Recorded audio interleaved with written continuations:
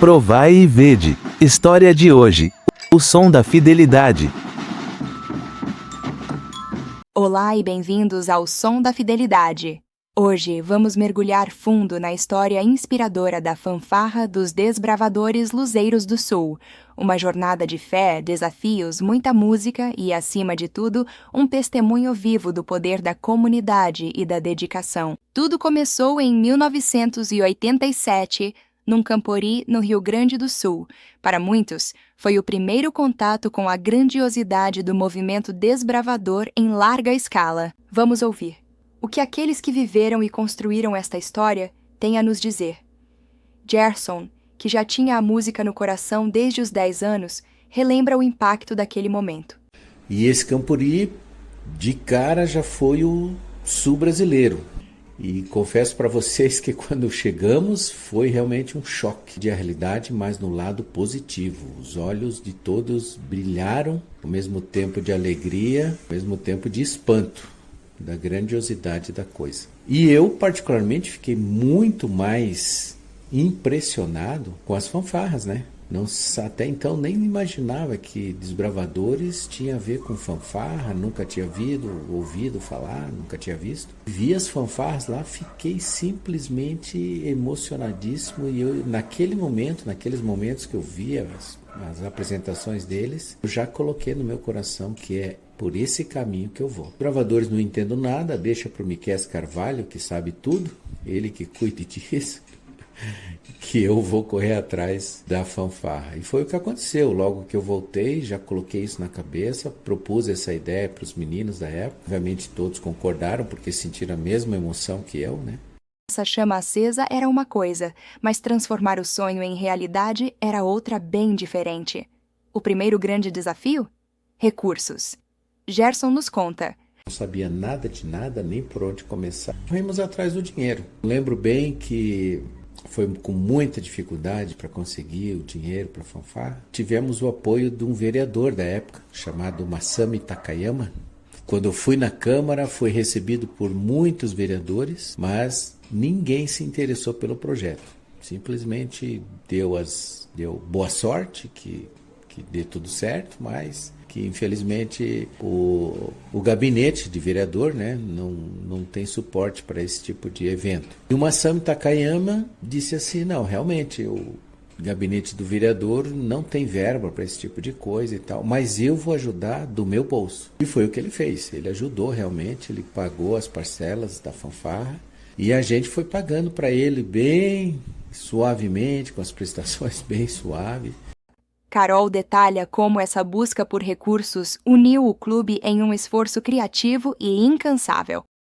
Começou a trabalhar para comprar fanfarra. E a gente fez um livro de ouro daquele, andava pela cidade, vestido de desbravador. A igreja tinha assim muito pouco recurso, quase nenhum recurso. Eu lembro que os meninos começaram a recolher lista telefônica, que era muito grossa, né, grandona, assim, porque a gente ia vender papel também, né. Teve uma vez que a gente foi para vender água na praia, mas no final acabou não dando certo. A gente fazia bastante pedágio, de parar nas esquinas e pedir dinheiro, e na época a gente não vendia nada, a gente só pedia dinheiro, né. E daí recolhia, mas isso não era uma coisa assim, eu imagino que a gente tenha feito um monte de trabalho e tenha conseguido pouquíssimo dinheiro. Eu não sei quanto era, porque nessa época eu tinha 14 anos. Amanda, que participou de um momento de revitalização da fanfarra um pouco depois, também enfrentou a escassez.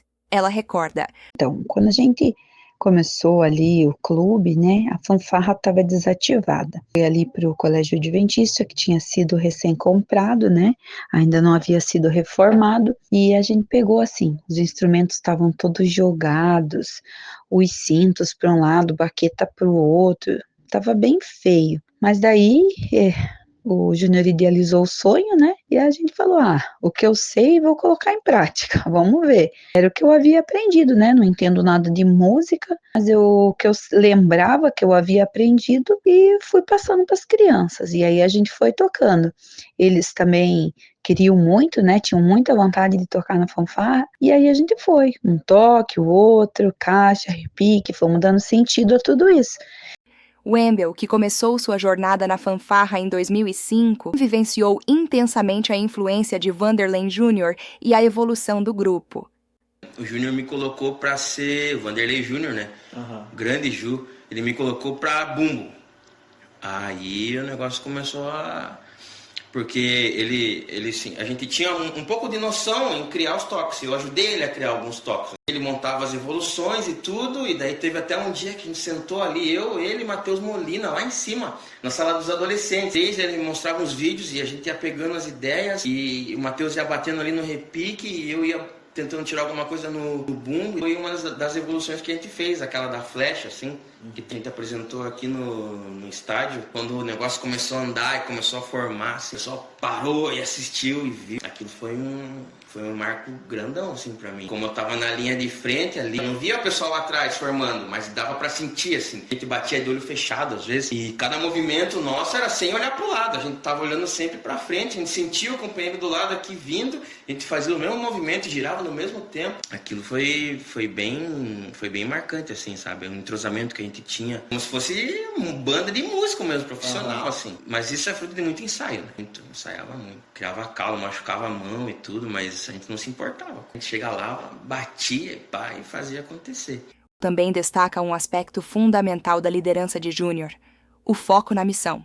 Foi lindo de ver, assim, foi bem lindo. A gente ensaiou uma vez dentro da igreja. Isso acho que ninguém sabe. A gente batia bem devagarinho. E foi também um dia bem louco. Assim, foi dias antes da gente partir para Barretos. A evolução que o Júnior colocou é lembrando a volta de Jesus. E a certeza que a gente tem, que a gente vai encontrar os nossos, assim, né, aquele dia, quando ele voltar. E no final, o pastor Anderson ainda, ele estava lá. E aí ele fez uma roda assim, a gente começou a falar e todo mundo se emocionou, se abraçou e chorou um monte aquele dia. Foi digamos, um quentinho no meu coração, assim, porque eu precisava também daquilo, assim. E eu não tava botando fé que a gente ia levar aquele dia. O Clube da Lapa, o Excelência da Criação, eles fizeram uma apresentação também, nossa, muito boa, muito potente a apresentação deles, assim. Eles giravam, o pessoal do surdo se girava, assim, e, nossa, faziam muito malabarismo e tocavam, assim, perfeito. Aí dá pra ver a diferença, né? Eles eram uma fanfarra, vocês ali eram uma fanfarra missionária. Vixe, aí que tá. Porque é isso mesmo. O Júnior, toda vez que a gente entrava, assim, pra se apresentar, ele parava todo mundo e ele focava, assim, ele sempre tinha uma palavra de apoio, assim, na hora. Todo mundo se arrepiava com aquilo, assim, e falava, não é sobre tocar, ganhar, não, é sobre participar e mostrar quem que a gente tá mostrando, que é Jesus Cristo, né? Essa é a função da fanfarra. Essa função missionária é um fio condutor na história da fanfarra. Não se trata apenas de música, mas de levar uma mensagem. Sempre se dedicar para que a fanfarra continue essa potência que é aí na Igreja Central de Paranaguá, um ponto de referência, onde as pessoas conhecem a igreja, conhecem o clube, através desse ministério tão importante, ao meu ver, que é o de chamar a atenção. Mas não é chamar a atenção só pela fanfarra, pelos desbravadores, mas chamar a atenção de um ministério muito mais importante, que é divulgar a volta de Jesus. Carol complementou. Então, assim, a fanfarra era uma coisa assim que sempre deu muita vida pro clube, né? Ela animava o pessoal, onde você vai acaba, né? Eu me lembro que a gente usava muito a fanfarra para fazer, por exemplo, recolta. Então a gente ia tocando a fanfarra e as pessoas já corriam pro portão com um quilo de alimento. Eles sabiam que a gente estava passando pedindo alimento, sabe? Era muito legal isso. Daí eu me lembro que a gente passou um dia ali perto do Hipercôndor. Ali a igreja Congregação Cristã. Saíram ali e falaram assim, eles estão tocando louvores, sabe? Eu achei assim muito bonito aquilo. Então a gente sempre usava, né, nos eventos. Amanda também observou. A música se tornou nosso meio de evangelização. A gente saiu pelas ruas tocando a fanfarra, enquanto alguns iam arrecadando os alimentos. A gente um dia teve que arrecadar alimentos, né, para ajudar a igreja. E a gente saiu pelas ruas tocando a fanfarra, enquanto alguns iam arrecadando os alimentos nas casas. Foi bem difícil, porque a gente teve que ir se revezando nos instrumentos, bumbo e tudo. Foi, assim, uma parte desafiadora, mas foi gratificante, porque a gente sabe sabe que é da vontade de Deus, né? Quando Deus está no comando, as coisas acontecem. Wendell traz uma reflexão poderosa sobre esse papel. Porque a gente não faz só barulho, tem uma missão mesmo. Toca não só a usina, mas toca também o que vem do nosso coração, assim. Vocês adoram, né? A gente adora e a gente adora do nosso jeito ali, né? A adoração não é só o tempo. Eu aprendi desde 2005 é que no IBGE Adventista, o Clube de Desbravadores é o departamento da igreja que mais batiza no mundo.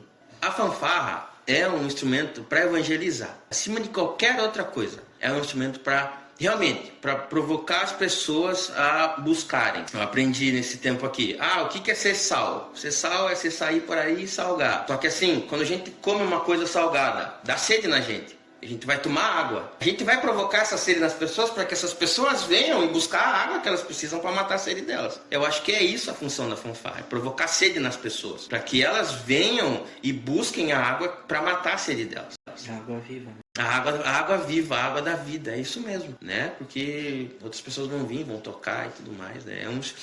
Além de ser um negócio legal para o clube, é um instrumento de evangelização, então a gente tem que ter um certo cuidado, né? Esse legado de fé, música e missão continua vivo, passando de geração em geração.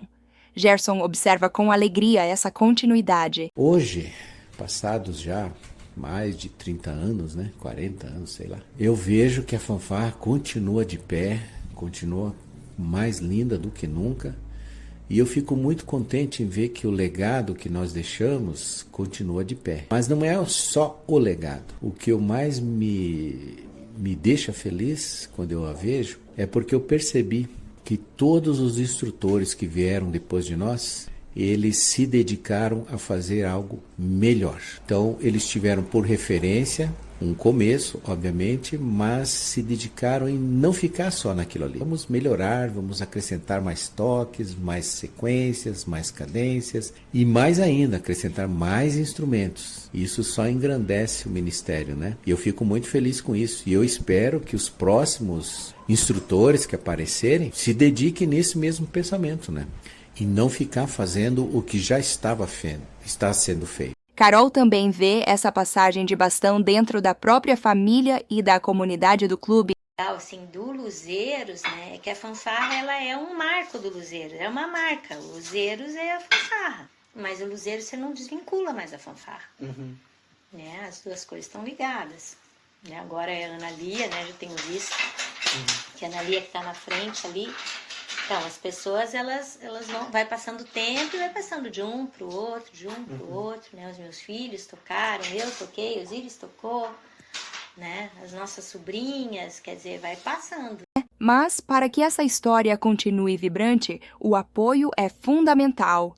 Wendell fala sobre as necessidades atuais. Eu vou deixar um recado para a igreja, porque assim, nós não queremos nenhuma esmola, não é esmola que a gente está pedindo. Jamais. É fidelidade, é só isso. É só ajudar a levar a mensagem de Jesus para os outros. É o que a gente está fazendo. E é só para isso que a gente quer. Então o negócio falou, a gente não quer esmola, né? A gente vê as baquetas quebrando, a gente vê aí as peles estourando, a gente vê as esteiras aí não aguentando mais. Que a gente possa ver real mesmo, que a fanfarra é um instrumento de evangelização. A gente precisa ter esse cuidado com a fanfarra. Além do clube, a fanfarra pode ser usada em prol da igreja, assim. E é por isso que hoje o som da fidelidade ecoa também como um chamado à ação, à participação. A história da fanfarra Luzeiros do Sul é uma prova de que com fé, união e muita dedicação, sonhos se realizam e transformam vidas. Que possamos todos nos inspirar nessa trajetória e apoiar para que esse som continue ecoando por muitos e muitos anos. Obrigado por nos acompanhar no Som da Fidelidade. Até a próxima!